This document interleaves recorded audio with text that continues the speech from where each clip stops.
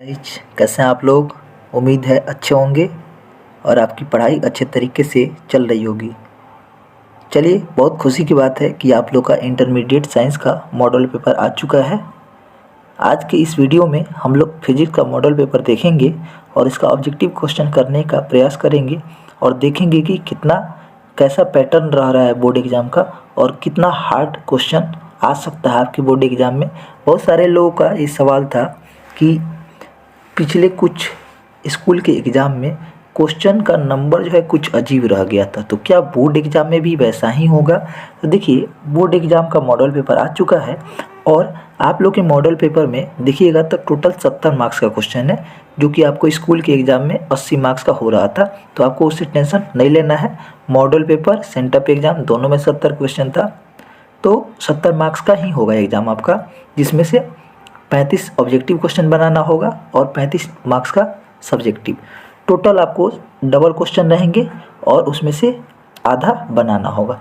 जैसे कि 35 नंबर का ऑब्जेक्टिव बनाना है तो 70 क्वेश्चन रहेंगे, उसमें से आपको 35 बनाना है। ठीक है, तो आपको प्रश्न की श्रृंखला समझ में आ गई कि कैसे क्वेश्चन रहने वाले हैं। तो चलिए देखते हैं क्वेश्चन को। सबसे पहले ये सब पढ़ लीजिएगा। ठीक, इसको पढ़ने के बाद 2 खंड में पेपर है, सेक्शन ए और सेक्शन बी में। ठीक है, इसको ऊपर करते हैं, थोड़ा और ऊपर करते हैं। 20 लघु उत्तरीय प्रश्न रहने वाले हैं, जिनमें से आपको कितने बनाने हैं, 10 बनाने हैं और 70 क्वेश्चन रहेंगे ऑब्जेक्टिव के, जिसमें से आपको 35 बनाना है। ठीक है, थोड़ा ऊपर करते हैं इसको और देखते हैं क्वेश्चन। चलिए, आता है यहाँ से हमारा सबसे पहला क्वेश्चन। पहला क्वेश्चन है कि परावैद्युतांक का एसआई मात्रक क्या होता है। परावैद्युतांक का एसआई मात्रक क्या होता है। तब परावैद्युतांक आपने पढ़ा है कि यहाँ पे जो है परावैद्युतांक क्या होता है, epsilon R is equal to epsilon M upon epsilon not.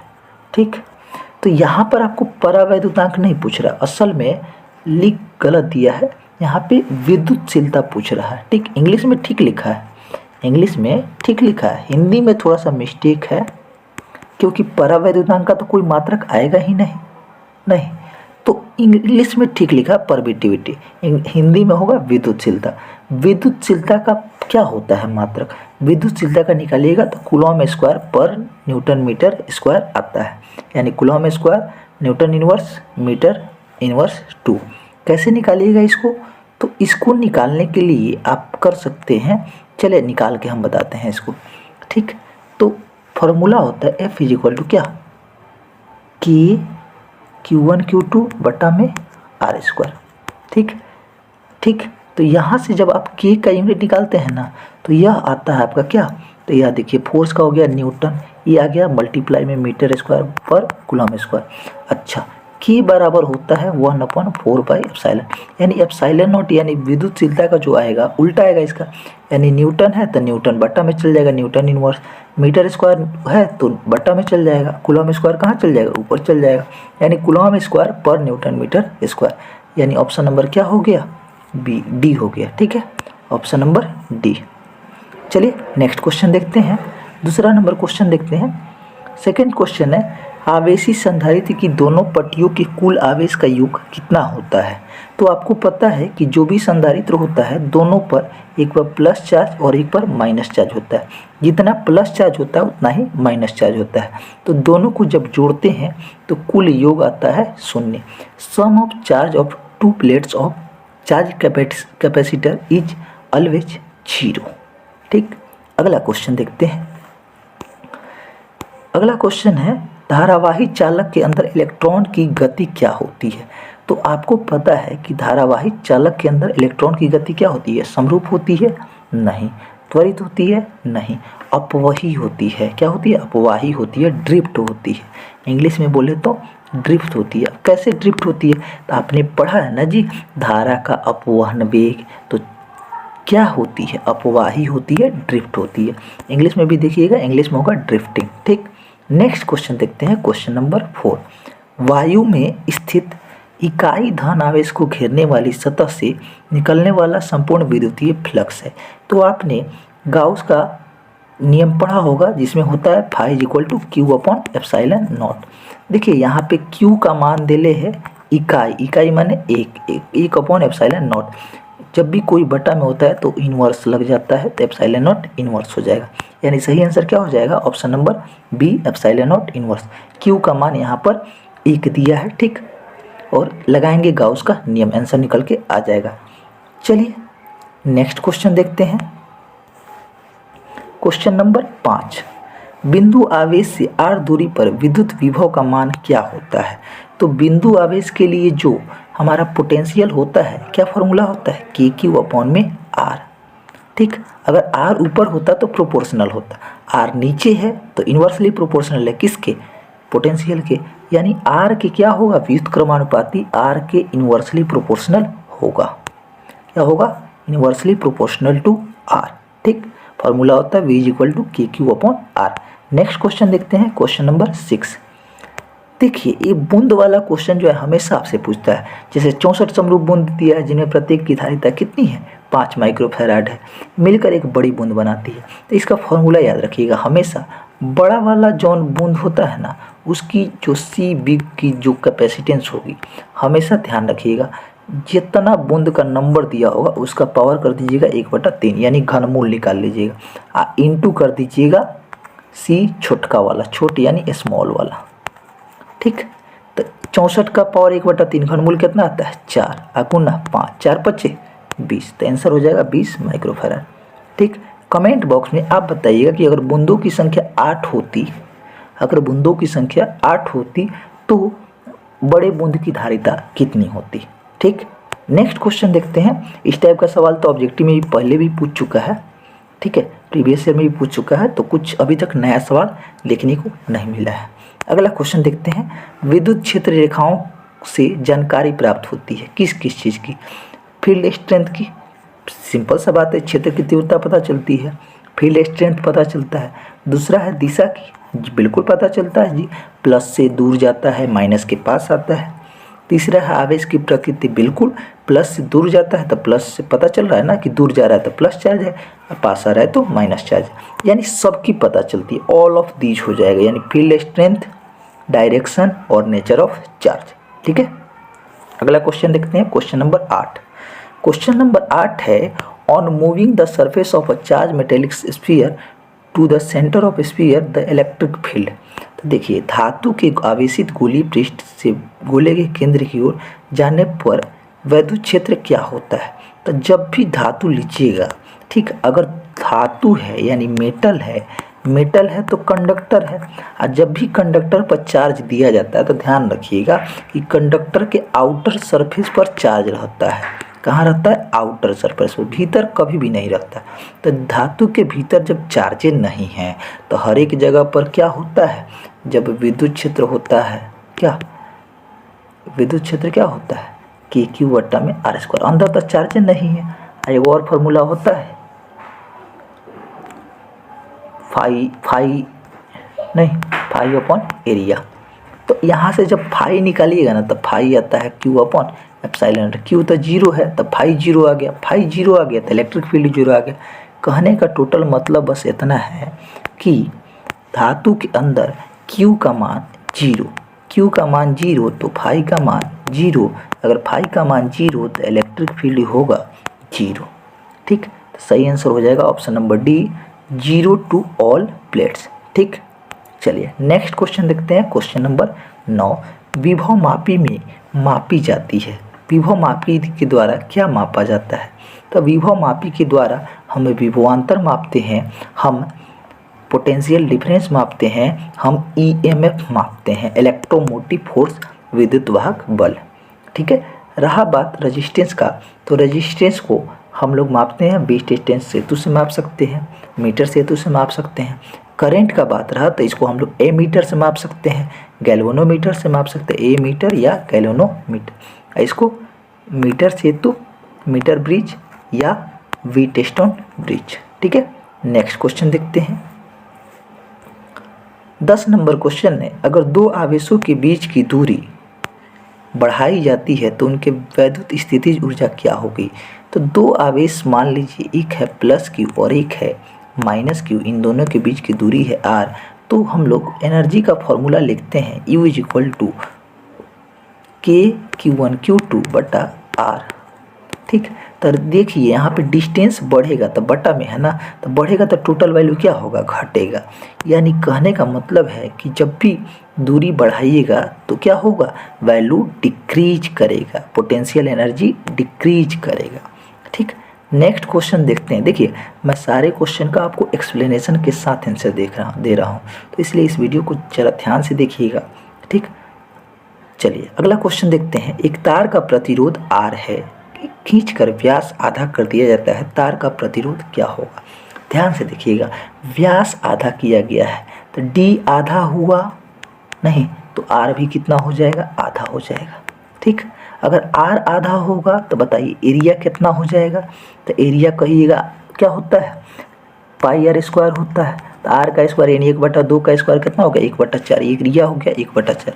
अब देखिए वॉल्यूम तो सेम रहेगा ना जी तार का, तो अगर एरिया 1/4 हो गया तो वॉल्यूम कितना गुना हो गया होगा, सॉरी लेंथ कितना गुना हो गया होगा, 4 गुना। क्यों, क्योंकि वॉल्यूम सेम रहेगा। अगर लेंथ 4 गुना है, एरिया है, तो हम लोग निकालते हैं R = रो L, L के जगह पर 4L और A की जगह पर A/4, यानी A/4 चल जाएगा ऊपर।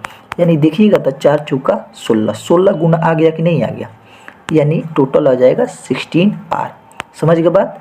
यानी व्यास आधा तो त्रिज्या आधा, त्रिज्या आधा तो क्षेत्रफल 1/4 गुना, क्षेत्रफल 1/4 गुना तो लंबाई 4 गुना, और निकालिएगा तो 16R आ जाएगा, option number D. Next question देखते हैं कि चालक पदार्थ से बने असीमित आवेशित पतली चादर की सतह के निकट स्थित किसी बिंदु पर विद्युतीय क्षेत्र का मान क्या होता है।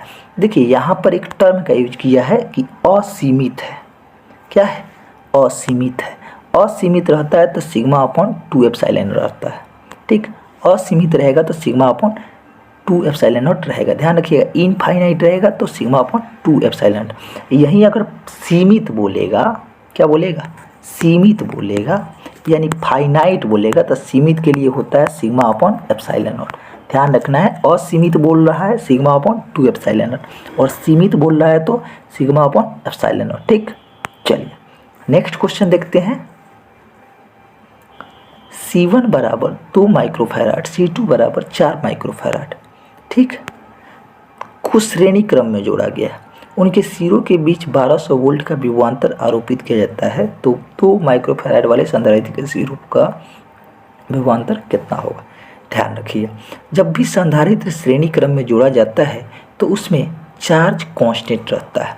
अगर हम देखें तो C = होता है Q/V, नहीं, C = होता है Q/V। अगर यहाँ पे Q कांस्टेंट है, नहीं, Q क्या है, कांस्टेंट है, इसका मतलब है कि Q कांस्टेंट है तो C जो है वो व्युत्क्रमानुपाती है 1/V के। ठीक, अगर C व्युत्क्रमानुपाती है 1/V के तो हम लिख सकते हैं, हम क्या लिख सकते हैं कि C1/C2 बराबर उल्टा होगा V2/V1। नहीं, टोटल है कितना, 1200। C1/C2 निकालिए तो C1 हो गया 2/4, अब बराबर कितना हो जाएगा, V2/V1। ठीक, यहाँ से कटा दीजिए, 2 बार में कट जाएगा, यानी V1 = आ गया 2V2। ठीक, सीधा सा बात आपको पता चला, अगर 1200 है तो अगर 400 मान लीजिए V2 है तो 200 होगा, सॉरी 800 होगा V1। 400 V2 है तो 800 होगा V1। ठीक, कह रहा है 2 माइक्रोफैराड के लिए बताइए। ठीक, तो 2 वाला पर है तो V1 जो है कितना आ रहा है, 800, तो कितना आंसर हो जाएगा, 800 माइक्रोफैराड। अगर यही 4 वाला पे पूछता है तो कितना आता, 400। ठीक, 800 V1 पे और 400 V2 पे। ठीक है, चलिए उम्मीद करते हैं नेक्स्ट सवाल समझ में आया होगा। इसको ऐसे भी समझ सकते हैं, ये 2 गुना है तो वोल्टेज जो है आधा होगा। ठीक, यानी 1200 टोटल है तो 800 और 400। नेक्स्ट क्वेश्चन देखते हैं। प्रभावी धारिता 5 माइक्रोफैराड को प्राप्त करने के लिए सिर्फ 2 माइक्रोफैराड को कम से कम कितना जोड़ना पड़ेगा। तो देखिए सबसे पहले क्या कीजिए, अगर 5 माइक्रोफैराड का प्राप्त करना है, 2 माइक्रोफैराड वाला, सबसे पहले क्या कीजिए, 2 माइक्रोफैराड प्लस 2 माइक्रोफैराड जोड़ दीजिए, 4 माइक्रोफैराड आ गया। इसको किस में जोड़ेंगे, डायरेक्ट किस में जोड़ते हैं, समांतर क्रम में। तो 2 गो तो समांतर क्रम में जोड़ दिए, ठीक। और देखिए, और आपको एक और चाहिए, तो 1/2 और 1/2, फिर 2 गो और जोड़ दीजिए किस में, श्रेणी क्रम में। तो ये आ जाएगा 1। तो 2 गो और 2 गो, 4 गो, 1 गो, 5 गो हो जाएगा नहीं। तो 2 गो समांतर क्रम में, 2 गो श्रेणी क्रम में, टोटल मिला के कई गो जरूरत होगा, 4 गो, ठीक है। चलिए आगे बढ़ते हैं, अगला क्वेश्चन देखते हैं। नेक्स्ट क्वेश्चन है, यदि 100 वोल्ट तक आवेशित करने पर संधारित्र की ऊर्जा 1 जूल है तो संधारित्र की धारिता होगी, ठीक है। तो देखिए, धारिता के टर्म में ऊर्जा का सूत्र होता है U = ½ CV², ठीक। V का स्क्वायर यानी 10, यहाँ पे वोल्टेज दिया है 100, ठीक। यहाँ से C निकालिएगा तो ये आ जाएगा 2U/V², यानी 2 × 1 × V², 10⁻4, यानी 10⁻⁻4, यानी आ गया आंसर आपका 2 × 10⁻⁻4, ऑप्शन नंबर बी, ठीक है। ऑप्शन नंबर क्या हो जाएगा, बी। नेक्स्ट क्वेश्चन देखते हैं।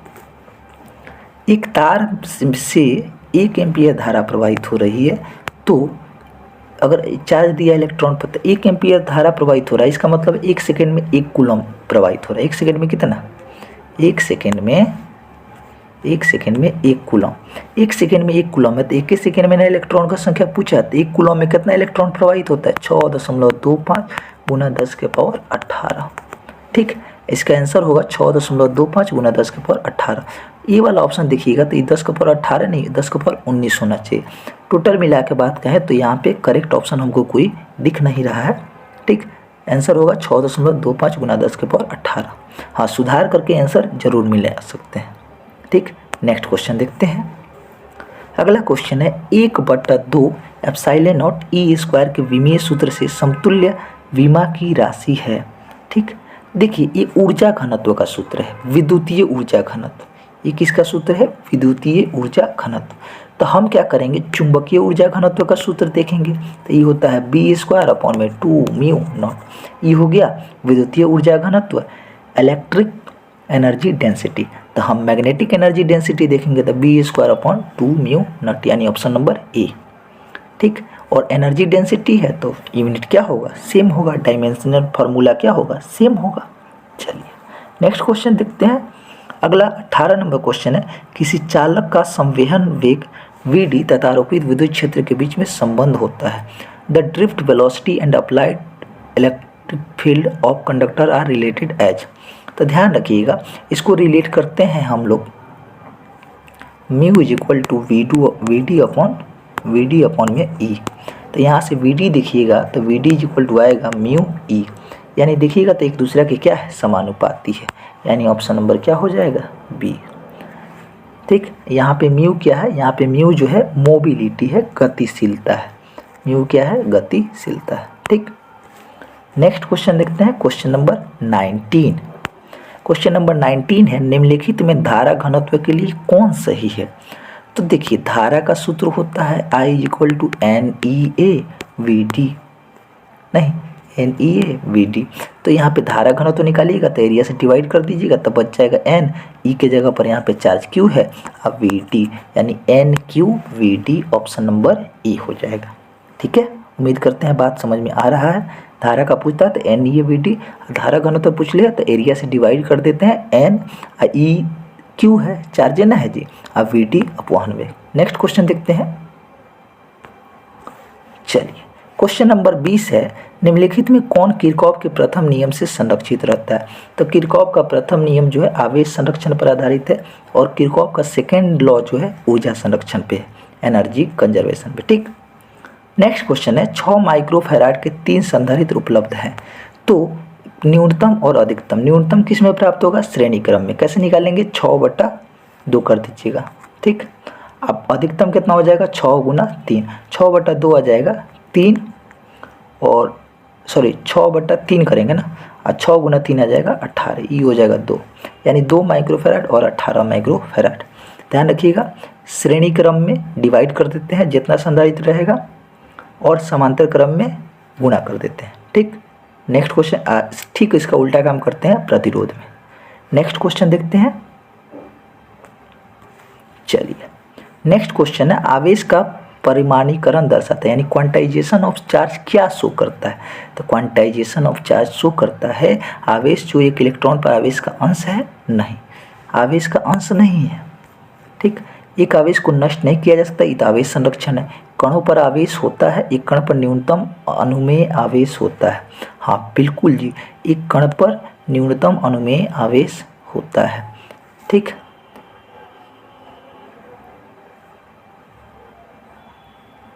ठीक, ऑप्शन नंबर हो जाएगा डी। ठीक है, अगला क्वेश्चन देखते हैं। अगला क्वेश्चन है, किसी बंद परिपथ में प्रतिरोध 10 ओम है। ठीक, इसका चुंबकीय फ्लक्स दिया हुआ इतना, और कहा है कि इतना सेकेंड में प्रवाहित धारा होगी। तो आई इज इक्वल टू होता है क्या? आई इज इक्वल टू होता है EMF अपॉन में रेडियस, रेजिस्टेंस। तो EMF सबसे पहले निकालिए, EMF क्या होता है? तो इज इक्वल टू होता है -d⁵ अपॉन dt, यानी इसका कीजिएगा तो माइनस आई हो जाएगा 6t², यानी 6t² का डिफ्रेंशिएशन करेगा तो कितना आएगा 12t, और माइनस में आ जाएगा 5। देखिए ये आ जाएगा माइनस अब 12t, तो 12 में 0.25 से गुना कीजिएगा तो आएगा 3 और -5। टोटल मिला के EMF आ जाएगा माइनस माइनस +2/2 आ जाएगा। ठीक, EMF आ गया कितना 2, और प्रतिरोध है कितना 10, तो 2/10 कितना आता है 0.2। तो सही आंसर क्या हो जाएगा? सही आंसर हो जाएगा ऑप्शन नंबर बी। ठीक, चलिए नेक्स्ट क्वेश्चन देखते हैं। नेक्स्ट क्वेश्चन है, किसी विद्युत परिपथ के किसी बिंदु पर सभी धाराओं का बीजगणितीय योग होता है। तो देखिए बीजगणित धाराओं का बीजगणितीय योग किसी भी बिंदु पर, ये तो किरचॉफ का पहला नियम है कि मान लीजिए ये करंट आया I1, ये वाला करंट आया I2, ठीक, आई वाला करंट चला गया I3, तो I1 + I2 बराबर होगा I3। अब तीनों को जोड़ दीजिएगा तो कितना आएगा 0 आएगा, तबे ना बराबर I3 होगा, यानी ऑप्शन नंबर क्या हो जाएगा? ए हो जाएगा 0। ठीक, नेक्स्ट क्वेश्चन देखते हैं। आवेश ए एवं बी एक दूसरे को आकर्षित करते हैं तथा बी और सी भी एक दूसरे को आकर्षित करते हैं। मान लीजिए 3 गो चार्ज है, 3 गो चार्ज है ए बी सी। ए एक दूसरे को आकर्षित कर रहा है, माने इसको इधर खींच रहा है, इसको इधर की तरफ, आई इसको इधर। ठीक, ये भी एक दूसरे को क्या कर सकते हैं? आकर्षित कर रहे हैं। तो देखिए दोनों पर, ये देखिए मान लीजिए यहाँ पर प्लस चार्ज है तो इस पर क्या होगा माइनस, तभी ना आकर्षित करेगा। इस पर माइनस है तो इस पर क्या होगा प्लस, तभी ना आकर्षित करेगा। अब देखिए ये दोनों पर क्या हो गया प्लस प्लस हो गया, तो क्या करेगा? एक दूसरे को प्रतिकर्षित करेगा, एक दूसरे को रिपेल करेगा, विल रिपेल ईच अदर। ठीक, नेक्स्ट क्वेश्चन देखते हैं। किसी प्रत्यावर्ती धारा में I बराबर 5 cos ωt एम्पियर, V बराबर इतना। अब देखिए यहाँ पे I और V का देखिएगा ना अलग अलग साइन और कॉस दिया है। ठीक, सबसे पहले इसको चेंज कर लीजिए, तो I बराबर क्या हो जाएगा 5 cos ωt को लिखना होगा तो कैसे लिखिएगा sin ωt प्लस 90 डिग्री, यानी यहाँ पे कलांतर कितना आ गया जी 90 डिग्री आ गया। तो जब भी हम लोग शक्ति हानि निकालते हैं पावर, ठीक, तो वो आता है VRMS into IRMS into cos phi. अब देखिए यहाँ पे cos फाई ही तो cos फाई का वैल्यू कितना है 90 डिग्री, cos 90 का वैल्यू कितना आएगा बताइए तो 0 आएगा। तो टोटल वैल्यू कितना आ जाएगा? टोटल वैल्यू आपका आ जाएगा 0। क्यों? क्योंकि cos 90 0, cos फाई 90 डिग्री हो जा रहा है, तो ये हो गया 0, यानी टोटल वैल्यू क्या हो जाएगा 0। ठीक है, नेक्स्ट क्वेश्चन देखते हैं। एक प्रत्यावर्ती धारा में I बराबर 60 sin 100 पाई t में धारा के वर्ग मूल माध्य वर्गमान है। ठीक, तो देखिए IRMS होता है I0 अपॉन में √2। I0 का मान कितना है? किसी भी इक्वेशन में ऐसे ही ना लिखते हैं I0 sin ωt। तो यहाँ पे I0 की जगह पर देखिए तो कितना है 60 बटा √2। परिमेयीकरण कीजिएगा तो 30√2 आ जाएगा। कितना आ जाएगा 30√2, ऑप्शन नंबर बी। ठीक है, 30√2। अगला क्वेश्चन देखिए। दो आवेश को Q को मिलाने वाली रेखा के बीच में एक आवेश छोटका Q रखा जाता है। मान लीजिए 2 गो बड़का Q है, एगो ई है एगो ई है, इसमें एगो छोटका Q रख दिया जाता है। इन दोनों के बीच की दूरी मान लीजिए R है, इन दोनों के बीच की दूरी मान लीजिए कितना होगा 2R होगा, बीच में है। तो कब संतुलित अवस्था में रहेगा? जब दोनों पर लगने वाला फोर्स सेम होगा, यानी KQ स्क्वायर बट्टा 2r का स्क्वायर यानी 4r² बराबर होना चाहिए किसके, के छोटका क्यू बड़का क्यू, ये चार्ज माइनस लगा दीजिए, अब बट्टा में r² से r² कट जाएगा, के से के कट जाएगा, एगो क्यू से एगो क्यू कट जाएगा, क्या बचेगा इधर माइनस आ गया तो q इक्वल टू आ जाएगा क्या -q/4, यही ना बच रहा है q/4, इधर माइनस है तो माइनस लगा दीजिए, -q/4 आ जाएगा, यानी ऑप्शन नंबर क्या आ गया, ऑप्शन नंबर आपका आ गया बी नंबर -q/4। एक क्वेश्चन आपके सेंटर एग्जाम में भी पूछ लेता। ठीक, नेक्स्ट क्वेश्चन देखते हैं, क्वेश्चन नंबर 29। देखिए क्वेश्चन बहुत पहले से रिपीटेड है, जो क्वेश्चन पहले कहीं और पूछ चुका है प्रीवियस ईयर में वो क्वेश्चन भी है, मैक्सिमम क्वेश्चन वैसा ही है, तो बोर्ड एग्जाम में बहुत अलग सा पैटर्न देखने को नहीं मिला है। लेकिन अगर आप बढ़िया से क्वेश्चन बैंक रिवाइज नहीं करेंगे तो आपसे एक भी क्वेश्चन बनने वाला भी नहीं है। ठीक है, तो क्वेश्चन बैंक को अच्छे से रिवाइज करना है और थोड़ा बहुत अलग से पढ़ना है, ज़्यादा इधर उधर नहीं करना है। अगला क्वेश्चन है, विद्युतीय द्विध्रुव आघूर्ण P एवं विद्युत क्षेत्र की तीव्रता E के बीच का कोण का मान कितना होगा कि द्विध्रुव स्थिर रहे। तो द्विध्रुव स्थिर कब रहेगा, जब टाउ = P क्रॉस यानी द्विध्रुव आघूर्ण क्या रहेगा, 0 होगा। देखिए PE sin थीटा, थीटा का मान कितना रहना चाहिए कि 0 आए, तो थीटा का मान 0 डिग्री रहेगा तभी ना 0 आएगा, साइन 0 का वैल्यू 0 होता है, यानी ऑप्शन नंबर कितना हो जाना चाहिए डी, कोण कितना होना चाहिए 0 डिग्री। नेक्स्ट क्वेश्चन है, किसी विद्युत चुंबकीय विकिरण की ऊर्जा इतनी है तो बताइए यह विकिरण किस क्षेत्र से संबंधित है। देखिए इसका आंसर हो जाएगा एक्स-रे, एक्स किरण। ठीक है, बात कीजिए आवृत्ति जिसका ज़्यादा होता है उसका ऊर्जा ज़्यादा होगा, आवृत्ति जिसका कम होगा ऊर्जा कम होगा। अगर देखिएगा तो सबसे कम आवृत्ति किसकी होती है, सबसे कम होती है रेडियो की, उसके बाद किसकी होती है माइक्रोवेव की, उसके बाद इंफ्रारेड, उसके बाद विजिबल रे की, नहीं उसके बाद इसके बाद होती है अल्ट्रावायलेट, नहीं इसके बाद लास्ट में होती है गामा रे की, सबसे ज़्यादा होती है। ठीक है, इसका बीच में यहाँ पे एक्स रेज पड़ता है, तो एक्स किरण का जो है यह पड़ता है। ठीक है, इस क्रम को ध्यान रखिएगा, इधर से क्या बढ़ती है, इधर से आवृत्ति बढ़ती है, आवृत्ति बढ़ती है तो ऊर्जा भी बढ़ेगी, इधर से क्या बढ़ती है तरंग धैर्य बढ़ता है, यानी सबसे ज़्यादा तरंग धैर्य किसका हो, रेडियो वाला का, सबसे कम किसका होगा गामा वाला का। ठीक है, चलिए नेक्स्ट क्वेश्चन देखते हैं। परिनालिका में चुंबकीय ऊर्जा घनत्व का सूत्र है। देखिए सेम क्वेश्चन पूछ चुके हैं, ऊर्जा घनत्व का सूत्र बताइए चुके हैं, b² / 2 यूनिट। ठीक है, नेक्स्ट क्वेश्चन देखते हैं, निम्नलिखित में से किस विद्युत चुंबकीय विकिरण का तरंगदैर्घ्य न्यूनतम है। देखिए क्वेश्चन पूछ लिया, तरंगदैर्घ्य किसका न्यूनतम होगा, तो गामा किरण का, नहीं आवृत्ति किसका न्यूनतम होगा, रेडियो वेव का, तरंगदैर्घ्य अधिकतम किसका होगा, रेडियो वेव का, और आवृत्ति किसका न्यूनतम होगा, तो गामा का, सॉरी आवृत्ति किसका न्यूनतम होगा, रेडियो का। ठीक, नेक्स्ट क्वेश्चन, आरसी परिपथ की प्रतिबाधा होती है, तो आरसी परिपथ है तो ये ना लिखते हैं जी हम लोग, कैसे लिखते हैं इसको लिखते हैं r² √r² + 1/xc, xc होता है ओमेगा सी, तो ये हो जाएगा ओमेगा सी का स्क्वायर, यानी ऑप्शन नंबर बी हो जाएगा। यहीं अगर एल आर परिपथ बोला रहता तो वो हो जाता √r² + xl यानी ओमेगा एल का square, omega square L square. ठीक, लेकिन यहाँ पे हमसे आरसी पूछा है। ठीक है, नेक्स्ट क्वेश्चन देखते हैं, निम्नलिखित में एक आदर्श एलसी सर्किट में दोलन की कोणीय आवृत्ति कितनी होती है। देखिए यहाँ पे कोणीय आवृत्ति पूछा है यानी ओमेगा पूछा है, तो ओमेगा होता है 1/2π√LC। ठीक, वहीं अगर फ्रीक्वेंसी पूछता तो होता 1/2π√LC। ठीक, यहाँ पे कोणीय आवृत्ति पूछ लिया 1/√LC।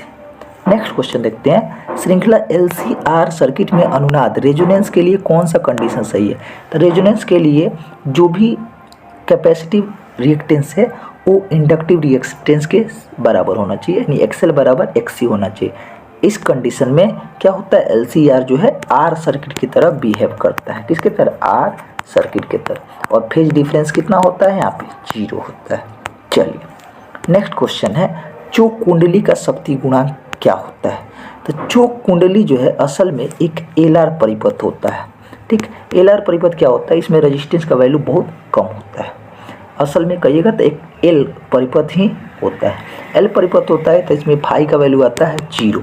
अब पावर फैक्टर पूछ ले है तो पावर फैक्टर होता है कॉस फाई। कॉस फाई का वैल्यू कितना आएगा, सॉरी फाई का वैल्यू आता है 90 डिग्री, तो कॉस 90 डिग्री का वैल्यू कितना आता है, कॉस 90 का वैल्यू होता है 0। ठीक, तो चोक कुंडली का शक्ति गुणांक कितना होता है 0 होता है। ठीक है, उम्मीद करते हैं बात बुझा रहा है, समझ में आ रहा है। चलिए नेक्स्ट क्वेश्चन है, दो सेलों को E1 E2 है जिसका विद्युत वाहक बल आंतरिक प्रतिरोध R1 R2 है, तो बताइए इसका विद्युत वाहक बल। देखिए अगर समांतर क्रम में जोड़ा गया है, ठीक, तो ये हमेशा याद रखिएगा कि जो भी हमारा तुल्य प्रतिरोध आएगा, ई इक्विवेलेंट आएगा, वो आएगा E1 R2 plus E2 R1 बट्टा में E1 प्लस E2 ये आता है। ठीक, यही अगर श्रेणी क्रम में जोड़ा रहता, श्रेणी क्रम में तो डायरेक्ट जोड़ देते E equal to E1 plus E2, लेकिन हमसे पूछ लिया है समांतर क्रम में, तो समांतर क्रम वाला ऑप्शन नंबर बी। श्रेणी क्रम में पूछता E equal to E1 plus E2। ठीक, नेक्स्ट क्वेश्चन, किसी चल कुंडली धारा मापी के लिए विक्षेप थीटा एवं उसमें प्रवाही धारा I में संबंध है, तो I जो है क्या होता है, समानुपाती होता है थीटा के, ऑप्शन नंबर बी हो जाएगा। I जो है समानुपाती है, यानी करंट जो है समानुपाती होता है, प्रोपोर्शनल होता है डिफ्लेक्शन के। ठीक, नेक्स्ट क्वेश्चन, क्यूरी ताप के ऊपर लौह चुंबकीय पदार्थ क्या हो जाते हैं? क्यूरी ताप के ऊपर लौह चुंबकीय पदार्थ जो है अनुचुंबकीय की तरह व्यवहार करते हैं, यानी क्यूरी ताप ही वह क्रांतिक ताप होता है जिस पर लौह चुंबकीय क्या बन जाता है, अनुचुंबकीय। उसका मैग्नेटाइजिंग फील्ड जो होता है, यानी चुंबकीय शक्ति जो होती है कम हो जाती है, या कहें तो धीरे धीरे खत्म होने लगता है। ठीक, पृथ्वी के चुंबकीय ध्रुवों पर नति कोण का मान कितना होता है? तो अगर चुंबकीय ध्रुव पर पूछ रहा है ना, तो नति कोण 90 डिग्री। अगर मान लीजिए इसके विषुवत पर पूछा, किस पर, विषुवत पर, तो 0 डिग्री। ध्रुव पर पूछा तो 90 डिग्री, विषुवत पर पूछेगा तो 0 डिग्री। नेक्स्ट क्वेश्चन देखते हैं। चलिए, ये यदि प्रत्यावर्ती धारा और विद्युत वाहक बल के बीच कालांतर फाई है तो शक्ति गुणांक का मान क्या होगा? शक्ति गुणांक कभी ना बताएं, कॉस फाई होता है। नेक्स्ट क्वेश्चन, प्रतिघात का मात्रक है, प्रतिघात का मात्रक वही होता है जो प्रतिरोध का मात्रक होता है, यानी ओम। ठीक, नेक्स्ट क्वेश्चन देखते हैं, क्वेश्चन नंबर 43, निम्नलिखित में से कौन विद्युत चुंबकीय वर्णक्रम में नहीं है, यानी विद्युत चुंबकीय तरंग नहीं। तो गामा किरणें विद्युत चुंबकीय तरंग होती है, एक्स वाली होती है। सूक्ष्म किरणें होती है, कौन नहीं होती है, बीटा किरणें नहीं होती है।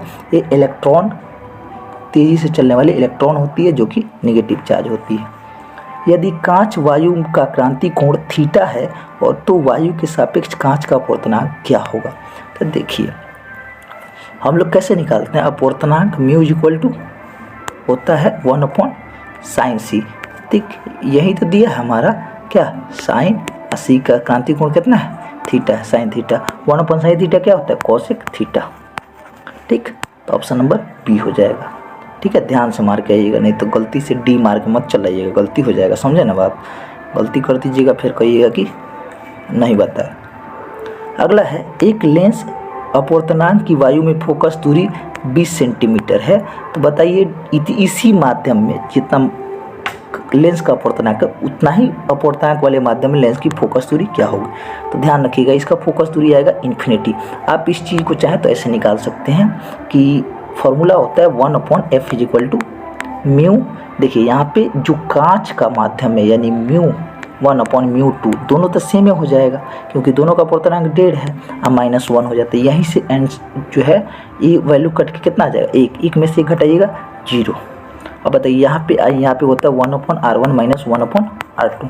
अब यहाँ से 0 आ गया टोटल वैल्यू, तो f क्या हो जाएगा, इन्फिनिटी हो जाएगा। ठीक, तो इस फॉर्मूला से आप चाहें तो निकाल सकते हैं। यहाँ पे दोनों वैल्यू 1.5 हो जाएगा, 1.5 1.5। चलिए नेक्स्ट क्वेश्चन देखते हैं, क्वेश्चन नंबर 46। कि अगर 4 डायोप्टर क्षमता का एक अभिसारी लेंस एक सरल सूक्ष्मदर्शी के समान इस्तेमाल किया जाता है तो इसकी आवर्धन क्षमता क्या होगी। तो सबसे पहले इसका फोकस दूरी निकाल लीजिए। फोकस दूरी कितना आ जाएगा, 100/f हो जाएगा, p हो जाएगा 100/4 कट के आ जाएगा 25 सेंटीमीटर। तब फॉर्मूला होता है m = सरल सूक्ष्मदर्शी 1 + d/f। 25/25 आ जाएगा +1, यानी टोटल वैल्यू आ जाएगा 1 का 1 2। अगर यही आपसे केवल संयुक्त सूक्ष्मदर्शी में पूछता तो केवल एक आता, केवल d/f होता है संयुक्त में। नेक्स्ट क्वेश्चन देखते हैं। किसी वस्तु का मनुष्य की आंखों के रेटिना पर बना प्रतिबिंब होता है, तो रेटिना पर जो प्रतिबिंब बनता है कैसा होता है, वह होता है वास्तविक और उल्टा। Option number D, real and inverted. ठीक है, और मस्तिष्क जो है उसका काल्पनिक और सीधा बनाता है। ठीक है, अगला क्वेश्चन, तरंगदैर्घ्य बढ़ने के साथ अपवर्तनांक का मान क्या होता है। ध्यान रखिएगा, अपवर्तनांक जो है तरंगदैर्घ्य के व्युत्क्रमानुपाती होता है। म्यू जो है तरंगदैर्घ्य के व्युत्क्रमानुपाती होता है, यानी बढ़ेगा तो ये वैल्यू क्या होगा, घटेगा, यानी घटता है। ठीक है, डिक्रीज करता है। नेक्स्ट क्वेश्चन, दो कला संबद्ध स्रोतों के कारण प्रकाश के व्यतिकरण में फ्रिंज की चौड़ाई किसके समानुपाती होती है। ध्यान रखिएगा, फ्रिंज चौड़ाई बीटा का फॉर्मूला होता है बीटा = λd/d। ठीक है, तो लैम्डा के समानुपाती होती है, तरंगदैर्घ्य के समानुपाती, अनुक्रमानुपाती। ठीक, option number A. Next question देखते हैं, क्वेश्चन नंबर 50। तीक्ष्ण सीधी कोण से प्राप्त विवर्तन फ्रिंजें क्या होती है। तो ध्यान रखिएगा, इनका फ्रिंज चौड़ाई समान नहीं होता, अलग अलग होता है। ठीक है, R0 इक्वल। अगला फ्रेनेल दूरी, तो फ्रेनेल दूरी ध्यान रखिएगा बुआ, फ्रेनेल दूरी होता है ZF A²/λ।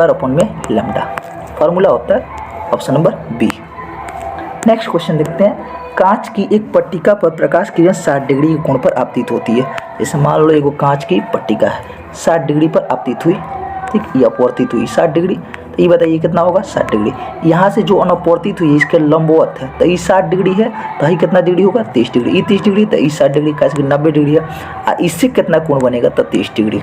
ठीक, इसका मतलब है कि अपवर्तन कोण का मान आ गया sin 60, अब बट्टा में अपवर्तन हो गया sin 30। sin 60/sin 30 निकालिएगा तो √3 आएगा, ऑप्शन नंबर बी हो जाएगा। नेक्स्ट क्वेश्चन देखते हैं, W कार्य फलन वाली धातु पर V आवृत्ति का प्रकाश आपतित होता है, उस अधिक इलेक्ट्रॉन की महत्तम गतिज ऊर्जा है। तो ध्यान रखिएगा, जो हम लोग कार्य फलन निकालते हैं ना, जो भी एनर्जी आता है, ठीक, जो भी टोटल एनर्जी होता है वो वर्क फंक्शन और प्लस काइनेटिक एनर्जी होता है। तो काइनेटिक एनर्जी क्या हो जाएगा, काइनेटिक एनर्जी हो जाएगा एनर्जी माइनस, यानी h माइनस में वर्क फंक्शन, यानी ऑप्शन नंबर सी। ठीक, नेक्स्ट क्वेश्चन देखते हैं, निम्न में से कौन फोटोन के संवेग को व्यक्त करता है। तो डी ब्रोगली ने एक बहुत अच्छा इक्वेशन दिया, λ = h/p, तो p हो जाएगा h/λ। ठीक, तो option number C. Next question देखते हैं, क्वेश्चन नंबर 55। हाइड्रोजन के लिए बोहर के स्थायी की कक्षा की त्रिज्या क्या होती है। तो ध्यान रखिएगा, इसको हम लोग जब भी Rn निकालना होता है तो R0 × Z²/n। ठीक, तो यहाँ n²/z। ठीक, तो n² यहाँ पे देखिए, दो दूसरी कक्षा है तो 2 का स्क्वायर कितना होता है, 4, यानी 4 गुना हो गया कि नहीं हो गया। z का मान तो 1 है, तो 4r हो गया। ठीक, नेक्स्ट क्वेश्चन, किसी बिंदुवत स्रोत से परिमित दूरी पर तरंगाग्र क्या होता है। परिमित दूरी है, अब बिंदुवत स्रोत है, तो 100% क्या होगा, गोलाकार होगा, स्फेरिकल होगा। ठीक, नेक्स्ट क्वेश्चन, निम्न में से कौन शैथिल्य यानी हिस्टेरिसिस लूप शो करता है। तो फेरोमैग्नेटिक मटेरियल शो करता है, लौह चुंबकीय पदार्थ। ठीक है, नेक्स्ट क्वेश्चन, निम्नलिखित में कौन राशि प्रकाश के अपवर्तन में नहीं बदलती है। तो ध्यान रखिएगा, अपवर्तनांक के कारण प्रकाश का मान लीजिए माध्यम चेंज होता है तो अपवर्तनांक चेंज होगा। अपवर्तनांक जो है क्या होता है, लैम्डा के व्युत्क्रमानुपाती होता है, यानी ये तो चेंज होबे करेगा नहीं, तरंग लंबाई चेंज होगा, माध्यम तो परिवर्तित हो ही रहा है, प्रकाश का चल बदल लिया जाता है, का परिवर्तित नहीं होता, आवृत्ति फ्रीक्वेंसी चेंज नहीं होता है। नेक्स्ट क्वेश्चन, चुंबकीय याम्योत्तर और भौगोलिक याम्योत्तर के बीच के बने कोण को क्या बोलते हैं। तो इसको बोलते हैं एंगल ऑफ डिक्लिनेशन, यानी दिक्पात कोण। नेक्स्ट क्वेश्चन, चलिए नेक्स्ट क्वेश्चन देखते हैं। कक्षा में इलेक्ट्रॉन की ऊर्जा किसके समानुपाती होती है? तो इलेक्ट्रॉन की ऊर्जा जो होती है ना, ई जो है वो समानुपाती होता है Z square upon N square की। समानुपाती हो गया किसके? जेड स्क्वायर का, ऑप्शन नंबर बी। ठीक, नेक्स्ट क्वेश्चन। नाभिक की प्रति न्यूक्लियन औसत बंधन ऊर्जा कितनी होती है? तो देखिए जो न्यूक्लियन वाला ग्राफ देखिएगा ना, कुछ इस तरह से आता है। ई थोड़ा जाएगा ऊपर, फिर ऐसे, फिर ऊपर, फिर ऐसे, फिर ऐसे, फिर ऊपर जाएगा ऐसे लगातार। तो ई जो मैक्सिमम वाला पीक होता है ना, ई होता है 8.7। ऐसे तनि चूँकि कम होता है, आई लगातार आगे बढ़ जाता है। यानी मैक्सिमम वाला कितना है? 8 मेगा इलेक्ट्रॉन के आसपास। तो ई 8 मेगा इलेक्ट्रॉन होता है। ठीक, बाकी इलेक्ट्रॉन वोल्ट तो होगा नहीं, समझ रहे हैं, आसपास का भी नहीं है। तो ई 8.75 जो मेगा इलेक्ट्रॉन वोल्ट होता है वो किसका होता है? फेरस का होता है। उसके बाद थोड़ा सा कम होता है और लगातार चलते जाता है। वहीं उसकी क्या हो जाएगी? औसत बंधन ऊर्जा हो जाएगी, यानी 8 मेगा इलेक्ट्रॉन वोल्ट। ठीक, नेक्स्ट क्वेश्चन। दार्शनिक संख्या में द्विआधारी संख्या होती है। ठीक, इसको निकालने का एक आसान तरीका बताते हैं। सबसे पहले जिस भी नंबर का निकालना है ना, उसको भाग करना शुरू। 2 से लगाइए 4 बार में, फिर 2 से लगाइए 2 बार में, फिर 2 से लगाइए 2 बार में, फिर ई 1 आ जाएगा, फिर 2 से लगाइए, कितना शेष बचेगा? 0। सॉरी, 2 से लगाइए तो 0 बार में लगाए तो यहाँ पे कितना शेष बचेगा? 1। यहाँ पे कितना शेष बचा? 0। यहाँ पे कितना शेष बचा? 0। यहाँ पे कितना शेष बचा? 0। यानी कितना? 1 पहले, उसके बाद 3 को 0। नीचे से लिखना शुरू करते हैं, इसके बाद यही हो जाएगा। यानी क्या हो जाएगा? Option number D. अच्छा है, आप एक और तरीका अपना सकते हैं। इसको एक और तरीका से बताते हैं। आप ऑप्शन से भी चेक कर सकते हो। देखो क्या करना है, सबसे पहला वाला इधर वाला के लिए, इधर वाले अंक के लिए सबसे पहले 2 का पावर 0, फिर 2 का पावर 1, फिर 2 का पावर 2, फिर 2 का पावर 3। अब बताइए आपको 8 लाना है। 2 का पावर 3 ले लीजिएगा तो 8 आ जाएगा। यानी पहला पर 1 रहना चाहिए, बाकी सब पर क्या रहना चाहिए? 0 रहना चाहिए। इसमें गुणा करो 0 से, इसमें 2 के पावर 3 में 1 से, इसमें 0 से, तो ये सब 0 हो गया। आई हो गया 2 का पावर 3 8, यानी ऑप्शन नंबर डी। ठीक, नेक्स्ट क्वेश्चन। द्विआधारी युग में 1 + 1 क्या होता है? बउआ ध्यान रखिएगा, 1 + 1 यहाँ पे 2 नहीं होता है, डेसिमल में 2 होता है। किस में होता है? डेसिमल वाला में। द्विआधारी में जो है 1 + 1 2 नहीं होता है, 10 होता है, 1 0 होता है। कैसे होता है? जैसे आपको मैं एक एग्जाम्पल देता हूँ। जैसे मान लीजिए यहाँ पे लिखल है 1 + 1 1 + 1, इसको जोड़ना है। तो 1 + 1 कितना होगा? 10। 10 का 0 लिख दीजिएगा हाथ में 1। अब बताइए ये कितना हो गया? 1 + 1 कितना हो गया? 10। 10 का 0, 0 में 1 जोड़िएगा, कितना है? 1। फिर ये कितना आ जाएगा? 1। ऐसे जोड़ते हैं हम लोग। ठीक, चलिए नेक्स्ट क्वेश्चन देखते हैं। एक शेष बच गया ना, एक लास्ट में, इसीलिए 1 लिख दिया है। तो यहाँ पे कितना हो जाएगा? 1 + 1 कितना होता है?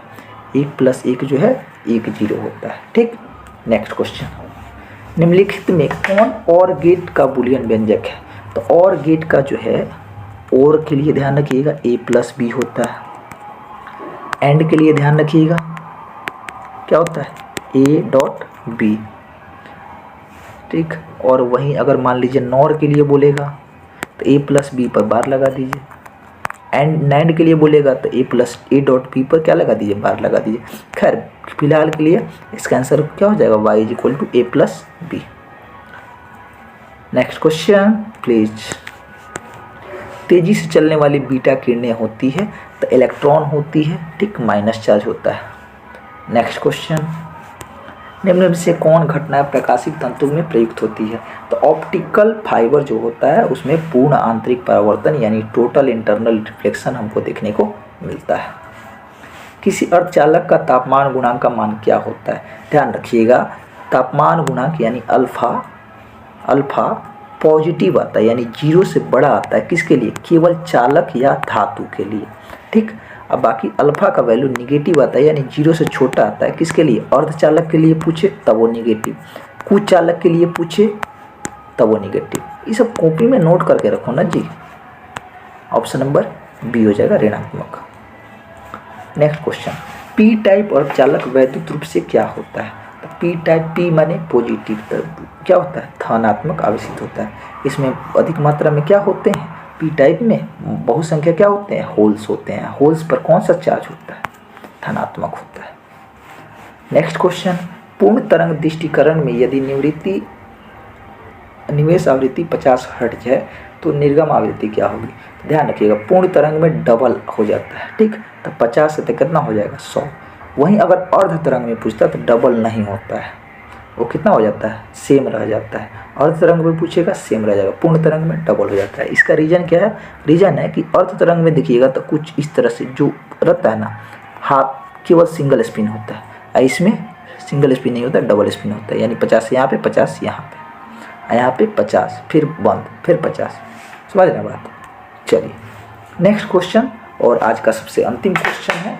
एक अर्धचालक को T1 केल्विन से T2 केल्विन तक ठंडा किया जाता है। इस वर्ड पर थोड़ा सा जोर दीजिएगा, ध्यान रखिएगा, ठंडा किया जाता है। जब भी तापमान घटाया जाएगा तभी ना ठंडा किया जाएगा, तो जब तापमान घटाया जाएगा तो ठंडा किया जाएगा। देखिए, जब तापमान बढ़ाते हैं तो चालकता बढ़ती है, प्रतिरोधकता घटती है। उसी तरह जब तापमान घटाइएगा तो प्रतिरोधकता क्या होगी? बढ़ेगी, और चालकता घटेगी। यानी प्रतिरोध क्या हो गया? घटेगा। ऑप्शन नंबर बी, डिक्रीज करेगा। तो ये थे आपके 70 क्वेश्चन जो कि आपके एग्जाम में पूछे गए थे। उम्मीद करते हैं सारे समझ में आए होंगे। सब्जेक्टिव में देखिएगा, सब्जेक्टिव में कुछ क्वेश्चन है। समविभवी पृष्ठ का चित्र बनाना है, ठीक। धारा घनत्व और मुक्त इलेक्ट्रॉन का ड्रिफ्ट वेलोसिटी के लिए इक्वेशन लिखना है। कूलॉम को वेक्टर फॉर्म में लिखना है, और इलेक्ट्रोमैग्नेटिक वेव को प्रॉपर्टीज लिखना है। प्राइमरी और सेकेंडरी में, रेनबो में क्या लिखना है? अंतर लिखना है, डिफरेंस। ये सब पढ़े होंगे आप लोग, पूछा हुआ क्वेश्चन है बुआई। परमाणु के बोर मॉडल का 2 कमी लिखना है, ये भी पूछा हुआ क्वेश्चन है। प्रत्यावर्ती धारा में प्रतिघात और प्रतिबाधा क्या होती है? ये तो आना ही चाहिए आपको। चैप्टर नंबर 7 क्या पढ़े जब ये नहीं आ रहा है? तो ये सब कुछ क्वेश्चन, अच्छा क्वेश्चन भी है। भंवर धारा, ये भी बहुत रिपीटेड क्वेश्चन है। लेजर किरण का 2 विशेषता, ये भी रिपीटेड क्वेश्चन। डी ब्रॉगली तरंग, रिपीटेड क्वेश्चन है। ये देखिए, ये रिपीटेड क्वेश्चन है। ये क्वेश्चन पूछा हुआ है अर्धायु वाला। नहीं, विभव मापी और वोल्ट मीटर में अंतर स्पष्ट करें, याद रहना चाहिए सब चीज़ें, ठीक है। कुछ क्वेश्चन अलग है, बाकी बहुत सारा क्वेश्चन जो है रिपीटेड है। जैसे ये वाला जो है ये भी रिपीटेड है, क्वेश्चन नंबर 70। नहीं, बाकी देख लीजिए। एक ट्रांसफार्मर में ऊर्जा क्षय को, ये भी रिपीटेड क्वेश्चन है। चित्र बनाना है, आरेख खींचना है। नहीं, अगर 5 नंबर वाला क्वेश्चन में देखें तो वो भी बहुत सारा क्वेश्चन। बायोसावर्त नियम रिपीटेड है, LCR रिपीटेड है, अनुनाद का शर्त पूछा हुआ क्वेश्चन है। प्रकाश का व्यतिकरण, ये भी रिपीटेड क्वेश्चन है, प्रीवियस ईयर है। पी-एन जंक्शन डायोड, ये भी रिपीटेड है, ये भी रिपीटेड है। मैक्सिमम रिपीटेड क्वेश्चन आपको सेंटअप एग्जाम में देखने को मिल जाएंगे, ठीक। तो ध्यान रखिएगा, फिजिक्स अगर तैयारी करना है, क्वेश्चन बैंक पर पूरा फोकस करना है आपको। अगर आपने क्वेश्चन बैंक 100% कवर कर लिया तो ईमानदारी से बोल रहे हैं कि आप 70% क्वेश्चन अटेम्प्ट कर पाइएगा, जबकि आपको बना के आना है 50%, ठीक। बस क्वेश्चन बैंक पर ध्यान रखिए, थोड़ा मोड़ा भी इधर नहीं जाना है, ठीक है जी। बहुत बहुत धन्यवाद, मिलते हैं फिर अगले वीडियो में। बहुत बहुत शुक्रिया।